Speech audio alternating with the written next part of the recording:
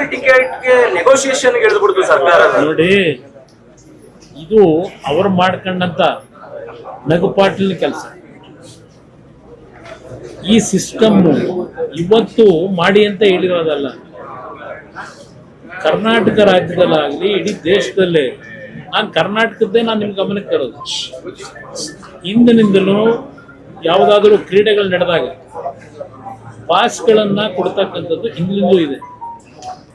ಹಾಗೆ ಹಿಂದೆ ಇಂಡಿಯಾಗೂ ಮತ್ತು ಬೇರೆ ದೇಶಗಳಿಗೆ ಟೆಸ್ಟ್ಗಳಾಗಬೇಕಾದ್ರೆ ಪ್ರತಿ MLAಗಳು ಒಂದು ಪಾಸ್ ಕೊಡೋರು, ಗೌರವ ಕೊಡೋರು.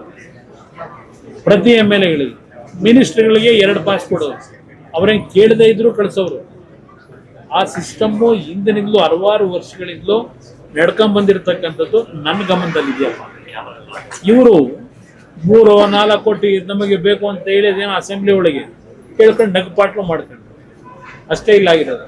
ಇದು ಮೊದಲಿಂದಲೂ ಈ ಸಿಸ್ಟಮ್ನಲ್ಲಿ ಒಂದು ಗೌರವ ಕೊಡ್ತಕ್ಕಂಥದ್ದು ನಡ್ಕೊಂಡ್ ಬಂದಿದೆ. ಅದನ್ನ ಗೌರವನ ಯಾವ ರೀತಿ ಉಳಿಸ್ಕೋಬೇಕು ಅನ್ನೋ ಯೋಗ್ಯತೆ ಇಲ್ಲ ಇವರು.